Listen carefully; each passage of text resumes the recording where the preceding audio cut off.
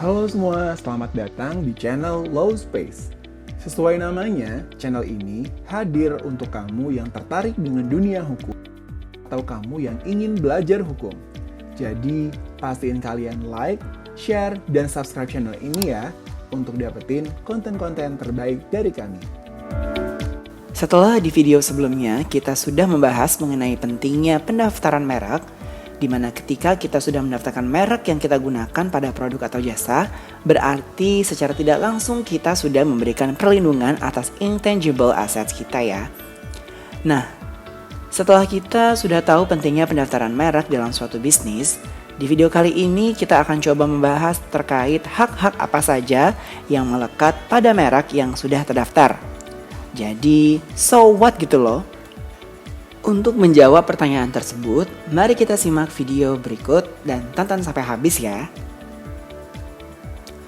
Perlindungan negara atas merek itu memerlukan pendaftaran karena hak atas merek adalah hak eksklusif yang diberikan oleh negara kepada pemilik merek yang terdaftar untuk jangka waktu 10 tahun yang digunakan untuk memperdagangkan barang dan atau jasa, atau pemilik merek terdaftar memberikan izin kepada pihak lain untuk menggunakan merek miliknya.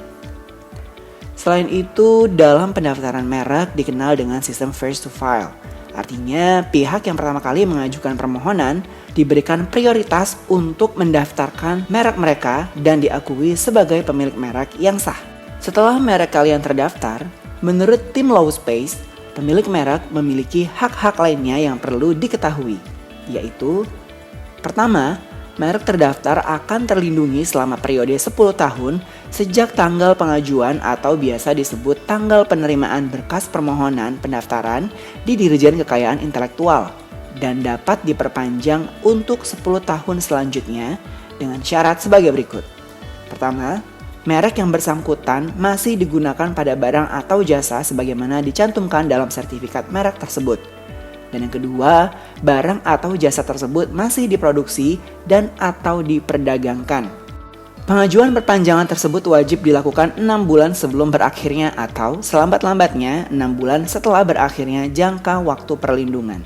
Kedua, pemilik merek berhak untuk melakukan pengalihan atas merek tersebut kepada pihak lain, dan pengalihan merek dapat dilakukan melalui berbagai cara, misalnya melalui hibah, wasiat, wakaf, perjanjian, dan sebab lain yang dibenarkan oleh peraturan perundang-undangan, misalnya perubahan kepemilikan merek karena pembubaran badan hukum, merger akuisisi, atau restrukturisasi.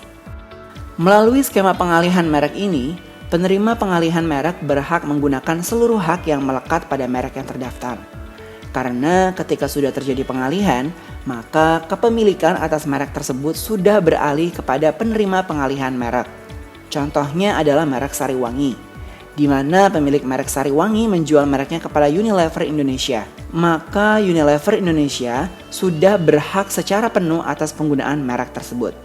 Ketiga, pemilik merek memberikan izin lisensi kepada pihak lainnya untuk menggunakan seluruh atau sebagian hak atas merek. Salah satu keuntungan bagi pemilik merek terdaftar dalam rangka memperluas cakupan bisnisnya adalah dengan memberikan lisensi kepada pihak lain. Karena dengan adanya lisensi, maka pemilik merek terdaftar dapat mengembangkan bisnisnya tanpa harus mengeluarkan investasi modal yang besar. Karena peran ini dapat dijalankan oleh penerima lisensi menjalankan bisnisnya. Hanya saja melalui skema pemberian lisensi, pemilik merek masih dapat menggunakan sendiri atau memberikan lisensi kepada pihak ketiga lainnya untuk menggunakan merek tersebut.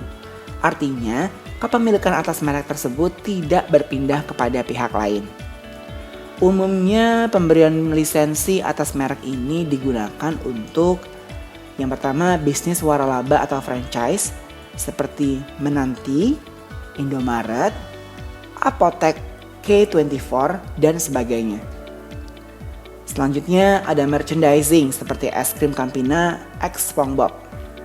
Juga ada brand extension seperti Oreo X Supreme, dan komponen branding seperti Dell X Intel, dan juga co-branding seperti iWatch, Apple X Nike, Smart Glasses Ray-Ban, Stories, Facebook X Ray-Ban, dan sebagainya.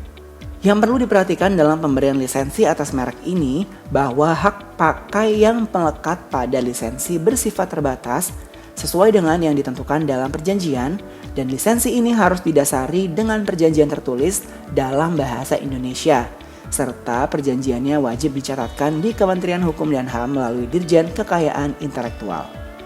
Segala perubahan atas isi dari perjanjian lisensi wajib untuk diinformasikan kepada Dirjen KI, dan apabila perubahan tersebut berkaitan dengan nama pemberi lisensi, penerima lisensi, atau objek lisensi, maka pemberi atau penerima lisensi wajib untuk membuat permohonan pencatatan yang baru.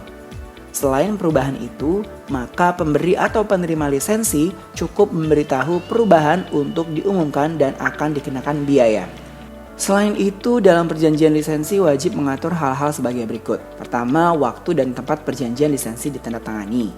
Selanjutnya, nama, alamat, pemberi lisensi dan penerima lisensi. Dan terakhir, ketentuan mengenai lisensi, eksklusivitas lisensi, termasuk sublisensi, dan sebagainya. Oh iya, terkait dengan pengalihan merek atau perjanjian lisensi, teman-teman wajib untuk mencatatkannya di Kementerian Hukum dan HAM melalui Dirjen Kekayaan Intelektual loh. Sebab kalau tidak dicatatkan, maka pengalihan tersebut tidak berakibat hukum pada pihak ketiga. Karena penentuan akibat hukum tersebut baru berlaku setelah pengalihan atau lisensi hak atas merek dicatat. Hal ini dimaksudkan untuk mempermudah proses pengawasan dan mewujudkan kepastian hukum ketika terjadi sengketa hukum terkait merek. Keempat, pemilik merek berhak untuk melakukan penghapusan atas merek yang dimilikinya. Hanya saja dalam penghapusan merek, tidak hanya pemilik saja yang berhak untuk menghapus, tapi juga dapat dilakukan oleh menteri atau pihak ketiga yang berkepentingan dengan catatan sebagai berikut. Pertama, pemilik merek yang mengajukan penghapusan. Maka pemilik merek wajib memperoleh persetujuan penerimaan lisensi ketika merek tersebut terikat perjanjian lisensi, kecuali perjanjian lisensi secara tegas menyetujui untuk mengesampingkan persetujuan tersebut.